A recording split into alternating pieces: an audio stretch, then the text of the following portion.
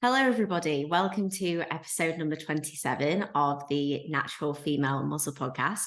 For this week's episode, we are joined by Monique Coleman. Monique is an extremely successful competitive athlete, winning multiple PCA titles. She is the reigning BNBF British Figure Champ and runner-up at the DFAC Worlds. So she has come into some amazing results within her first few years of competing. However, this is actually a journey that has developed through such a different pathway to one that you might anticipate, and one that's really allowed Monique to take away so many valuable lessons to develop herself as a bodybuilder, which is going to be incredible for her to share today. But aside from even just being an athlete, Monique is also an incredible mum to four, whilst also working full-time as a management consultant. And this is something that's played a huge role in her journey and also just all areas of life. There's so much that she has value to share within this. So I'm very excited to get into the journey today. Thank you so much, Monique, for coming on. Thanks for having me on, Loz. Oh, you're very welcome. So I always think with all the episodes, it's really nice to kind of start with giving a little bit of background context. And like I kind of alluded to there, your journey into bodybuilding is one that I suppose you can say is kind of unconventional, and you landed upon it not necessarily by chance, but out of a very different route to a lot of people. So do you want to run through, everything from the start in terms of what things were like for you with your upbringing and how you actually ended up transitioning into fitness? Yeah, so like you say, my journey isn't conventional in that I'm not an athlete. I don't come from an athletic background. So, I mean, growing up, I didn't really get involved in sport. In fact, I avoided PE and all kinds of sports. And it wasn't until, I guess, when I went to university, I never really had to worry about my weight there either. I was naturally quite trim. And then I was quite involved in the London party scene. So that kept me trim. And then I met someone and we moved in. And as you do, you start eating together, you start eating like a man, and the weight gain slowly creeped on.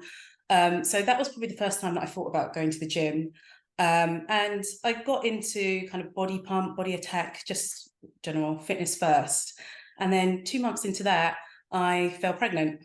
And so I stopped working out before I really got going. And I have quite an addictive personality. So when I like something, I love it, and I love a lot of it. So you could say I developed a bit of a baby addiction, because when my first child was 7 months, I fell pregnant again. So just over a year later, I had my second daughter, Lily. And then when she was about 6 months, I was like, oh, do I want a third? And my partner, for some crazy reason, agreed. And I fell pregnant with twins. Wow. So in a very short 2.5-year span, I gave birth 4 times. So I had 4 children in that really short frame of time. And as you can imagine, it had a massive impact on my body, and mind as well, to some degree. So I ballooned. I put on a lot of weight, and managing 4 young children, I wasn't obviously eating normally. I wasn't sleeping optimally. So the weight just spiraled. And I was also quite involved in the whole sort of mummy wine culture. Yes. So I think at my biggest, I got to about 76 kilos.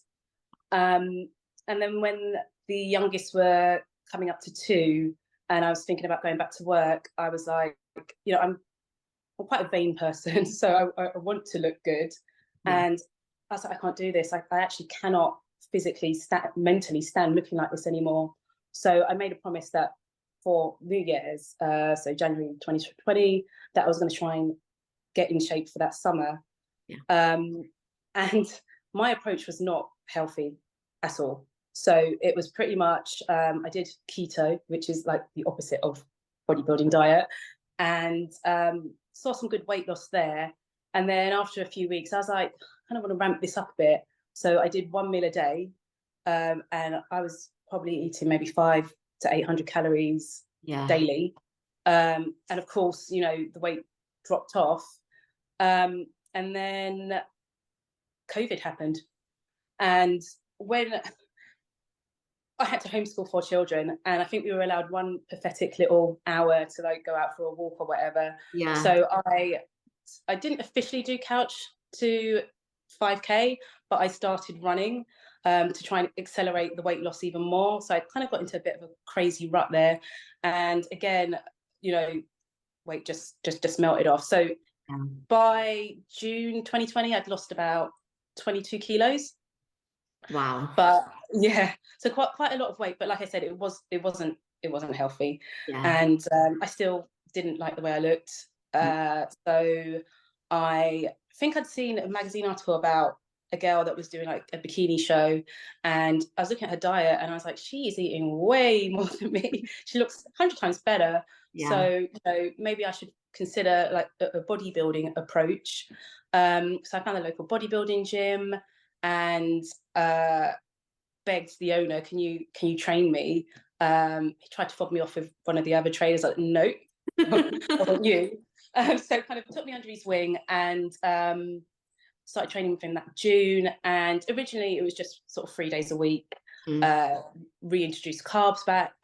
And at the time there was a girl prepping for Pure Elite, and she looked incredible. And my perception of bodybuilders before having seen her was like the general public, which was, you know, the girls are manly, all the guys drugs, you know, but to see this beautiful, strong, healthy-ish, as healthy as you could look on prep woman, just sort of glowing in the gym, I was like, that's what I want to look like. I want to be able to do that. So my trainer was like, okay, fine, and he spoke about PCA and BNBF as potential targets for the next summer, because PCA Hampshire is literally across the road from the gym. So it made sense to target that one next summer. And then basically did a short off season and started prep for that in February 2021, and did my first show in June 2021 at PCA Hampshire in just a bikini toned category, which I won. And that was the start of really a descent into competing, because when I did that show, I know people say, oh, I didn't have any expectations. And the way I'm wired, I'm always, you know, striving to win. But genuinely, I really didn't think that I was going to win that show. So I then went on to the British finals, and my mindset was like, well, I've won my regional, and I thought sort of everybody just does their local show. I was like, well, I've won my regional the first time. I've got this nailed. I literally thought I was going to win the British finals. So I've gone there and was humbled really, really quickly. I think I got first call outs, but their feedback was, we think you should move to bikini trained. And go into an off season and sort of come back. So I was fuming. I was absolutely fuming because, like I said, I was a bit deluded, and I didn't really know, because I'm sort of not on social media, I actually didn't know or understand how much goes into bodybuilding, how to even win your first show or to even be able to successfully do a prep. I haven't been training for very long. Like that in itself is a huge achievement. But at the time, I was just so focused on that goal of winning that I just couldn't even appreciate that like achievement. So I then set myself another goal, which was to go back and do bikini trained. And by this point, I think my coach was like, you might have enough muscularity for BNBF figure, so maybe aim for those 2 shows next summer. And that was where you took it from there. And then and that's kind of what led to how actually was that first prep for you then? Because like you said, you kind of went into it, like, obviously you got the amazing success in that first show, but you did go into it like quite quickly, in the sense that you were like, you know what, I can do this. And it was like kind of straight into that prep after a relatively short off season. How did you find that first experience? Because ultimately, like, preps are challenging, like physically and mentally. Did you kind of actually like really fall in love with like the process of bodybuilding and training like quite instantly? And that was why, like you said, you've got a bit of like an obsessive like personality with things. You kind of caught it really, really fast. Yeah, I think it's a bit also because, bear in mind, I'd already had sort of the huge weight loss before. So almost the prep was actually easier than that initial weight loss. So I was already kind of conditioned to diet and to overtrain. So I wouldn't say I found that prep that difficult, to be honest. And also, I didn't get lean enough, so I didn't really suffer. You were still lean, but I know the standards get increased, don't they, every time? And you, like you say, you kind of learn more about bodybuilding and you see the standard and you know what it's really like. And that was obviously what you were kind of able to take away from that 2021 prep. But I think in a way it's quite nice how obviously you get humbled, but you had that experience that was very much just like you're going in without really knowing too much, because I think there's like pros and cons of not being so involved in the social media world. And the pro of it is that you kind of just go in and appreciate it for what it is for yourself, rather than kind of worrying about everyone else. Like you, I can imagine, definitely weren't in a position where you were going into all of your shows looking at all of the other athletes and thinking, oh, everyone else is suffering, so I must be suffering, you know, like you kind of have that ability to just focus on you.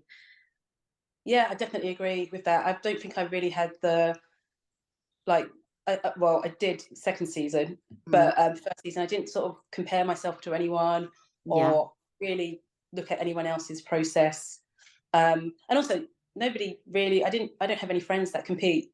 So there was no pressure. Everybody just thought it was amazing that I was giving it a shot. So there wasn't a pressure to do well. Nobody really cared, if that makes sense. So I didn't have that pressure. So that I think is one positive. The negative, I suppose, is just because obviously when you're in a prep, you're just so driven and so focused. That social side, you know, there's not many people that kind of get what you're going through. So I aside from my personal trainer, I didn't really have anyone else that I could really speak to or that would really kind of get what I'm doing. So that, I guess, would be the negative. And I know social media is quite good for connecting with people and finding friends within the community. And that's sort of one aspect that I miss out on. Yeah, definitely. I think that, like you say, there's pros and cons of both, and you obviously have such a busy home life as well that takes up a lot of your time, which we will come on to later on. But I think it works well for us to kind of lead into what that 2022 season then looks like, because you came off the back of 2021 into 2022 actually competing with natural federations as well, which I think was a really new and exciting experience for you. That was when I first saw you compete at the BNBF Southern, and I was like, where on earth has this woman come from? She looks amazing. And obviously then went on to see you win the British that year as well. But do you want to run through what that season then was like? And like you say, you maybe didn't have a lot of comparison in 2021. I don't know whether that then shifted into 22 and just the difference with that season as a whole. Yeah, so going into that season, I guess, so at that point I did become a bit more aware of there being a scene, and I was intermittently kind of on social media. So I mean, I did definitely catch the comparing bug, but because I felt I'd been hard done by, and obviously I hadn't been hard done by, but I really did genuinely feel like that. That really drove that off season and that very, very short off season and the prep.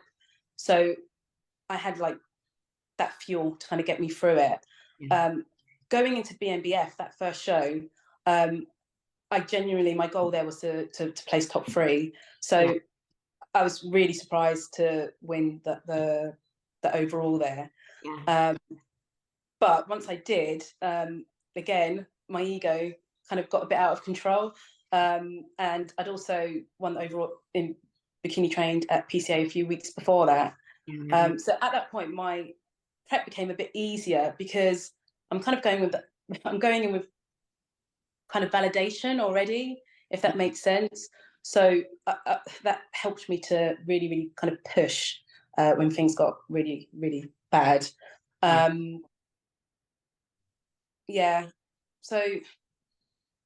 I mean, that prep I started dieting like February 2022, and that was a really long season. I think I did my last competition in November 2022.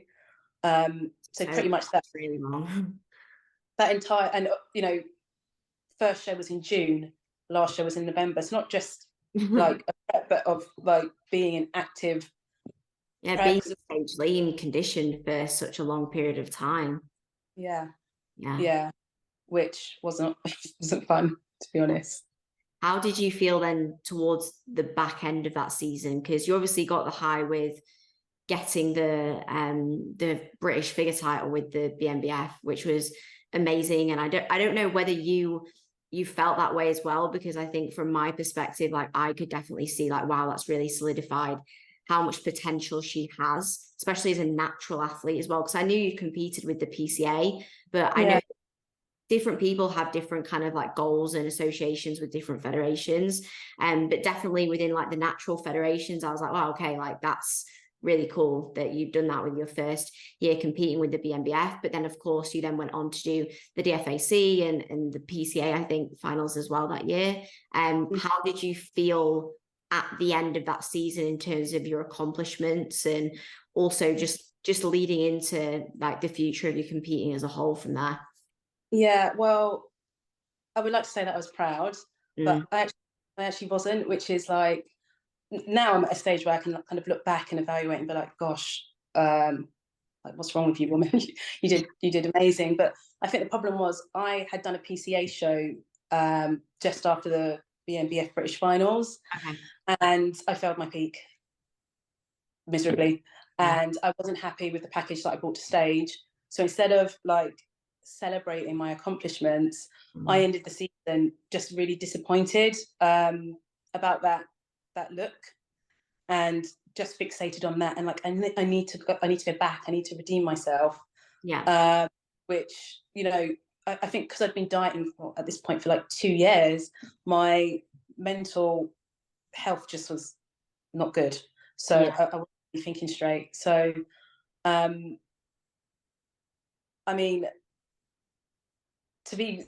I think to be crowned, you know, champion within your first year is just an amazing privilege.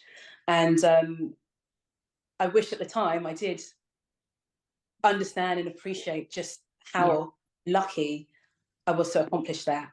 But it's a long road of sort of internal self-reflection to actually understand and appreciate that. But at the time, I honestly was just so focused on the bad. It's so easily done though, isn't it? And I think that especially when, like yourself, you'd spent so long in a deficit or in really lean body compositions, like pretty much from 2020, like, and then in 2021 and then in 2022, by the end of that, your brain fog and your ability to actually think about where you're at is wild. And you do get like, not necessarily like really bad body dysmorphia, but it's more so that you can't see how good you look and you can't see what you've achieved, especially when you'd been lean from like June to November. You just think I've looked the same and that's like your new normal. So you don't appreciate how much you've actually been able to achieve from that. And I think a lot of competitors often feel that post-show, where no matter whether they've done well or bad or brought their best look or not, that feeling post-show is sometimes like just not feeling good enough or not feeling like they've done enough, which is that competitive mindset, which can just take time, I think, to come around from. Yeah, I completely agree. And also kind of a bit of imposter syndrome. So a bit of, oh gosh, they're going to find out that really I'm actually not that good after all. They didn't see my, you know, they missed a bit, you know, or they missed this floor, and like just, you know, just a bit irrational, really. Yeah. You went on to do the Universe in 2023. Yeah. Yeah. How did you feel going into that one? Yeah, I know. I think anybody and everyone that I spoke to was just like, why are you doing the Universe? Just go into another season. But like I said, I really wanted to go back and just prove that I could look better than I did. So that prep was probably the hardest prep that I did, to be honest. Yeah, did you push really quite hard in that prep? Yeah, I mean, I was doing 2.5 hours of cardio. In hindsight, stupidly, I mean, I was doing HIIT and cardio on peak week. Oh wow. Yeah, just to try and sort of catch up. My protocol was just really flawed. But I mean, I probably shouldn't have done that show. In hindsight, I think what I was doing wasn't really bodybuilding in the true sense. It was just like a deranged woman who's kind of become obsessed with competing and focusing on the outcome as opposed to the actual process and all the benefits that you can get from there. Yeah. And I think that's what I'm kind of really looking forward to, sort of as the next step, is actually embracing bodybuilding for bodybuilding's sake and how it can enrich my life, as opposed to just going through a process, which I love, by the way, but just go through a process being goal orientated. Yeah. Um, Do you feel like that show, though, as much as you say like you probably shouldn't have done it, it Yeah. did at the same time give you so much? Because sometimes it's the things that like we shouldn't have done and the things that we think like were a bit silly at the time that teach us the most valuable lessons. Yeah, I mean, I think that show for me was a massive turning point in terms of how I looked at my journey and how I looked at what I wanted to do going forward. Because there was a moment, so PCA Universe had a qualifier the day before the show, and then that allows you to kind of qualify for the Universe the next day at the last minute. And I'd done the qualifier, and I did qualify, and instead of being, celebrating the fact that I'd qualified, I was fuming in the hotel room that I hadn't won by enough points. Oh, okay. I mean, I'd still won, I'd qualified, but Yeah. I was like, and I just kind of had a moment of clarity. I was like, your ego is just out of control. And, then you go down to the expo and there's genuine athletes, bodybuilders who just love the sport, just happy to be there, happy to watch, happy to support each other. And, that was a bit of a wake-up call for me, that actually it's privileged to even be here, and that my whole attitude and approach to it all was just so wrong. Yeah. So even though I regret doing that show in terms of my motivations behind doing it, I think that those 24 hours between the qualifier and the actual Universe was a real turning point in my journey, I think. Yeah, that's amazing though. And you know that that's going to be something that obviously leads so positively onto the journey ahead for you. Do you feel like there was anything specific, or like if you could describe what your mindset is like now focused towards when it comes to bodybuilding, how would you kind of like put that into words, into comparison to like where it was previously? So now I'm trying to find the joy. Well, I do enjoy it. I'm focusing on like the joy and the actual process, and not so the outcome, because I know some people are motivated by, I want to prove everyone wrong, they didn't believe in me, I want to prove you wrong, etc., etc. For me, I kind of have the opposite, which is I've kind of been validated before I'm ready, like before I've even developed the right mindset. That makes sense. So I'm kind of catching up mentally to kind of think and behave like a champion. I'm kind of doing it all a bit backwards. Yeah, so it makes sense, but so that's the personal journey I'm on at the moment, is just trying to enjoy the process and learn as much as possible about my body and about the sport. No, it's amazing. I think it's like you now, like especially from what I've heard you speak about it, is you've been able to look back and you can go, wow, you have won all of these things and had great success, even though some of those things were second places. That's still such an incredible achievement, and you can see that the potential like genuinely is there, especially with the fact that you've done those back-to-back seasons. There's really not many people who can do that and still look incredible and get those results, which is an amazing thing to be able to come away from, is to actually realize like, wow, you have got some really good like genetic potential and such a great trajectory in front of you with your bodybuilding journey. Does this feel like something that you've kind of been able to come to terms with and appreciate more as well moving forward, so that like, wow, you've got a lot you can achieve now moving ahead? Yeah, definitely. I think genetics is huge, obviously, in bodybuilding, and it doesn't take away from the fact that someone's working hard if they are genetically privileged. And I used to think it was a bit like, do you call yourself genetically blessed? Well, you kind of have to, because you have to accept. I have had to accept sort of why I've achieved what I have, and does play a huge part in that. And by that, I mean, it's not just the ability to build muscle quickly. There's so many other factors, I think, that have contributed to what I would call genetic privilege. Yeah. So just having that natural structure, the ability to recover, so many different things. And I think that I've kind of accepted that I do have some advantages, which makes me, you know, likely to do quite well in bodybuilding. So no, I think it's important to like acknowledge that, because you can then appreciate like all of the amazing things that like you have that you can make the most of moving ahead, which is like exciting, rather than almost like disregarding them and not being able to give them your full potential. But I think, just like you said, having good genetics doesn't cancel out like the hard work, which you have always proven that you are hardworking, which is amazing. But potentially being hardworking in the ways that you don't need to be, in the sense of like doing so much and dieting so hard, it's like you can now actually, like, you are learning how to like really bodybuild and be an athlete and be coached in a way that doesn't just leave you like over dieted or really tired, which is so exciting, because it's like, I can't wait to see what you can do with like a longer off season of prep, where like you're not doing 2.5 hours of cardio in peak week, and things like that, which I'm sure is something that like you're really excited for as well. Yeah, definitely. I think there's a difference, you know, obviously there's hard work and there's also smart work. And I don't think I was working very smart before. I mean, judges don't care who's the hardest worker on stage. And often actually the hardest worker isn't always the person that wins. It's the person who has good programming, good protocol. Many other factors go into the person that wins on the day. So hard work is not enough. So just looking forward to being a bit smarter about my approach. No, yeah, it'll be really exciting to see. I think that we'll come on to your plans moving ahead a little bit more towards the end of the episode.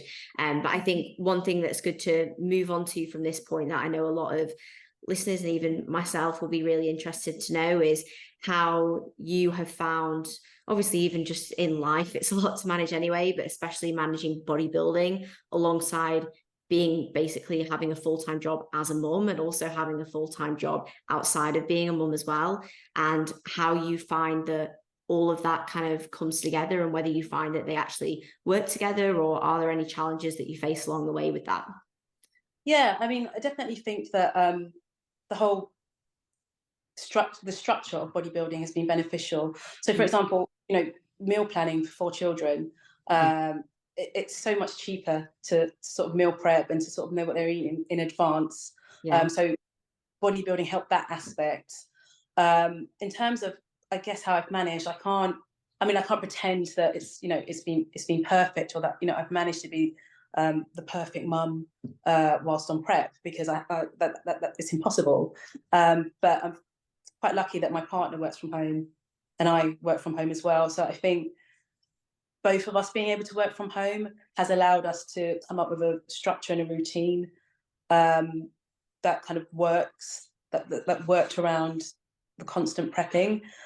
I mean, I think sometimes being a mum is easier when you don't have that social decision to make that maybe some younger athletes have. I'm already not going to go out on the weekend because I don't have childcare. So I'm already kind of in that mindset of I've given up that social aspect of life. So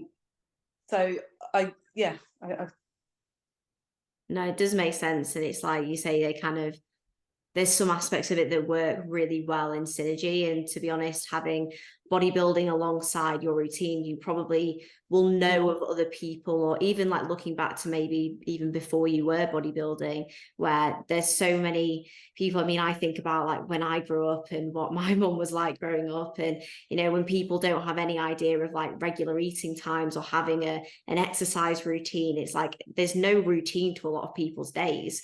And as a result, that can sometimes make those tasks, even just like being a mom and looking after your kids, like that makes it way more challenging. Whereas when you have that routine and structure in place, when you're on prep, when you're a little bit more productive, you can kind of plan out those things a little bit better, which is something that obviously I can't speak from my own experience, but even speaking to other friends who have got children have said kind of that similar thing. The only things they've ever really mentioned to me is just those kind of dog end parts of prep when you are quite tired and, you know, you want to give attention to your kids and you've got very little to kind of give, whether it's trying to help them with the homework or doing something, and you just like can't even think much for yourself. So how do you sometimes find managing those moments? Yeah, I mean, I guess this is where mum guilt really does kick in, because there's not much you can do about it when you're that fatigued. And there's been times where I'm literally just sort of spread eagled on the sofa, like I actually cannot give them dinner today, and it's just dinner. And in those moments, I really had to lean heavily on my partner to carry the load. I just can't really say that. It's tough. It really is tough. Yeah, I think that's where having, like you say, having somebody who is able to support you in that way and understands does make a huge difference. And at the end of the day, I think, like, because I always wonder about this, even like for myself, like in the future when I want to have kids, and like you say, you feel like that almost like mum guilt. Have you like learned to like feel that it's okay to actually have things that you do to like work on your own goals? Because I know so many people that, like, even I've coached people who have kids and they almost say like, I don't know if I should feel like guilty for like wanting to compete. And I always think it's nice to have something that is for you. Obviously, sometimes you can't always just focus on you because you have other people to care for. But have you found that you've got that like balance now of appreciating that it's okay to kind of do things for yourself? Yeah, no, definitely. I think the fact that the kids are like really proud, really proud, and really supportive is kind of really helpful as well. So that kind of, there are moments where obviously I do feel really guilty, and I'm like, when you're sort of 2 to 3 weeks out, that really difficult period, and you're going to the school gate and you can't, that conversation of how was your day, I just don't even have the energy to have that conversation. You do feel guilty, but then when they have a play date and the first thing they do is show their friends, the trophy or your sword, then it kind of, I kind of realized that actually they are also getting some positives out of the process as well. So they're really proud to say my mum's a bodybuilder. That's so nice. Yeah.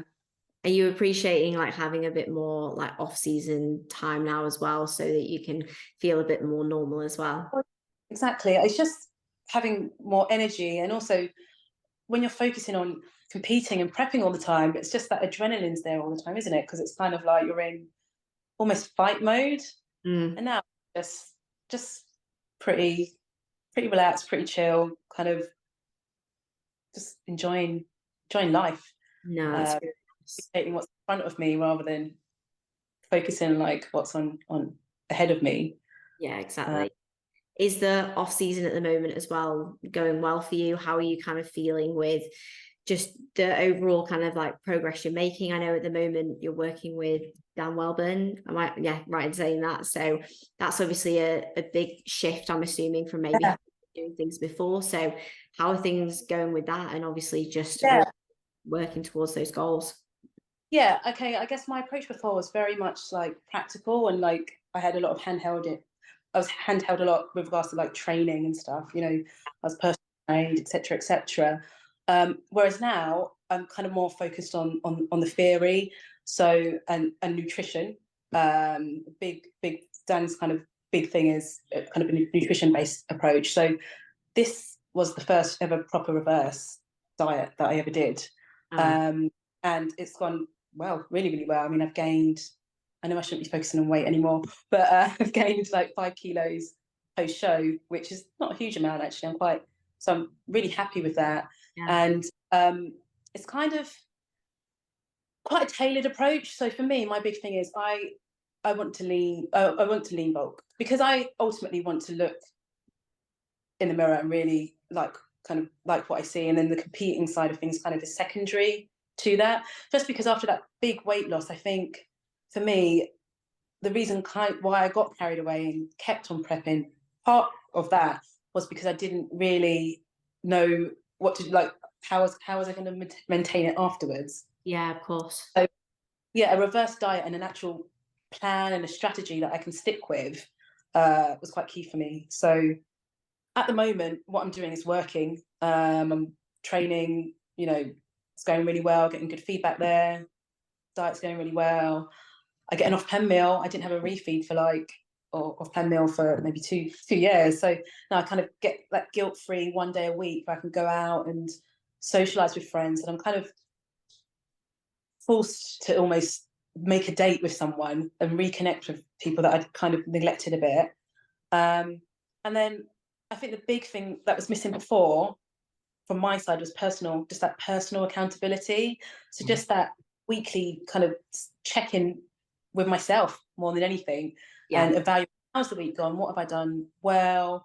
What could be better? And just, firstly, it allows me to appreciate the progress I've made that week, but just taking responsibility really for my own journey, and just feeling really kind of, I guess, empowered about what the next steps are. And yeah, I think I'm really enjoying this off season, and just freedom to just enjoy the process, enjoy life, and while still knowing that there is the possibility to, you know, go back to compete when I'm ready. Yeah, definitely. I think it's nice that you touched upon the fact how like having that coaching process there helps you with your own accountability, because sometimes you will have weeks, and I'm sure you'll get this, where you'll maybe check in with Dan and maybe there's not too much to really say. You're doing everything you need to do, but it does help you as an athlete to keep in check with yourself and to keep driven on your own process, which is so important, like for you, and for you to kind of keep vision with, you know, what you're doing and what you're working towards, or, you know, just overall understanding like the purpose of everything that you are doing on a daily basis, which is super important. At this stage though, for you, are you guys focused on growing for anything specifically? Are you trying to target specific areas? Are you trying to just overall develop your love for training, or have you got any like set goals that you've made yourself this off season? So I guess the first few weeks was just, I mean, I had blood work done for the first time ever, so it was just recovery. And now that I'm sort of optimized, I think the plan is to just grow overall everywhere. And then next year, I'll probably be targeting a few new feds, so probably UK DFBA. So I have to think about kind of what I love about competing, and I absolutely loved doing a T-walk at BNBF. I think I'd love to do a routine. So just that whole kind of doing the choreography, practicing it, putting it all together, that's the fun. That's the bit that I really enjoy, and I enjoy performing and kind of presenting it. So I think my goal next year would just have fun and try a few different feds. So maybe physique, if I'm big enough, I think would be a good goal. Probably BNBF figure again, and if I can get glute striations, PCA bikini trained. Yeah, it'd be really cool to see you in women's physique. I saw you put a question in the log on MBW a while ago, asking about kind of getting into that women's physique condition, and it would be something that would be pretty cool to see. And you were still, I know that you've probably still got that brain fog, but you were still really lean in 2022 when I saw you on stage, and that's without having any time to like actually spend putting on tissue like in a surplus. And I think you'll be so surprised this off season with like even just having like time away from dieting, like how much you will progress and just like solidify new muscle, and like new muscle, better prep starting points where you're not coming off the back of another prep. You will probably be able to bring like a lot more condition, which will be exciting, and you'll probably feel better doing it as well. And to get on a new stage and to just try more different things and do a routine and things like that will be so cool. And I always think that's a a nice thing for athletes to be able to do, especially natural athletes, because there's so many federations that you can choose from. Like there's BNBF, there's UK DFBA, there's, you can do PCA and all these other federations. And it's like, why not kind of like dip your toes in different things and just enjoy what you can get out of all of them. And you can do, like, you have the opportunity of doing different categories as well, which is so cool. Yeah, I mean, it's been fun doing different categories. So obviously at PCA, it's a bit more, you know, sassy, and you kind of get to be a bit more, you know, and I've only really got experience with the two, and then BNBF again, that you can show your personality a bit more. But what I'm really excited about is, like, with the physique, just being able to really put together the showing off muscularity with a bit of personality. So yeah, I'm really excited about that, and I hope with an off season I can bring more condition. But I don't know. I've never done one, so wherever my physique ends up is where it ends up, and it'll just be interesting. And I think sort of focusing on like outcomes and like trophies and things, like the sake of doing last year. I think my goal is just to see where I fit and where's fun. Just take it from there, really. Do you feel like you have like a vision for yourself to continue like growing and developing as a natural athlete in the sport as well? Oh yeah, I'm definitely lifetime committed to remaining natural, for a number of reasons. One, I don't need assistance. I don't think there's, and also I think natural bodybuilding, it can just offer so much mentally. I think for me personally, the way I'm wired, if I was to ever go down the assisted route, it would just take me to a path of just complete insanity. Yeah, I can imagine. But yeah, I'm just wired in a way that I could cope with that kind of thing. So yeah, no, I agree with that. I think it's like you have this opportunity where you know that you can just extract everything from something, and you don't have so many other different variables to think about, and there really is that ability to kind of only just continue to keep getting better and better with your potential, rather than ever potentially cutting that short or not being able to do that because you're worried about how much of this or how long should I be doing this, and it's a lot more to kind of think about. And I definitely think that for somebody like yourself, when it's clear that you do have good genetic potential, it's exciting to see that play out, because you don't sometimes get to see that, because people either do go down a different route or they don't get to last long in bodybuilding. And I think that whilst you said at the very start, you're maybe rewiring the process the other way around, like it's actually really nice to see you do that, because you've not been like, oh, okay, I'm thinking about, you know, having a nice process with bodybuilding, and then the ego takes over and you go off. You're actually like, okay, let's bring it back, and let's actually like bring myself back to the roots and like what I actually want to get out of this. And I think that if anything, that's going to just let you have more longevity and more like genuine positive like outcomes from your process, which I think will be really amazing. Yeah, I think I hadn't really thought about it that way, but yeah, I think you're right, actually. Yeah, no, it'll be really good to see. I know we've kind of gone down a long path, really talking about everything with your process and your goals moving forwards, and touch pretty much most things I think we said we would do. But did you have anything else that you kind of wanted to finish on, or some final kind of takeaway messages for anyone to be able to really take away from what you've learned with your bodybuilding journey or your process as a whole? Yeah, I guess I would say, it's for somebody who's starting out doing their first competition, it's quite easy to kind of get sucked in and kind of get carried away with the way. I think having a good, clear strategy and a plan when going is also quite key. Because I'm not the only one who kind of does their first competition, does quite well, and then just keeps spiraling, competing. I think sometimes evaluate and have a plan in place of how you want your journey to kind of go. Obviously, it's not perfect, and it never plans out that way. But I think strategy is quite key, and having an exit strategy is probably wise, so you don't end up doing 2.5 years back-to-back shows. Yeah. Yeah, I think that's definitely good advice. Yeah, thank you so much for obviously coming on today. You've been amazing to talk to. I don't actually think that I tried to find your Instagram before I came on, but are you no longer on Instagram anymore? No. Okay, so you can't find Monique on Instagram, but you will see her when she's next on stage, and she'll look awesome. So, yeah, thank you so much for coming on today. Thank you so much to everybody for listening to this episode. I hope you have enjoyed it. If you had, please like, share, subscribe, follow, all of that amazing stuff. And I will be back with another episode next week.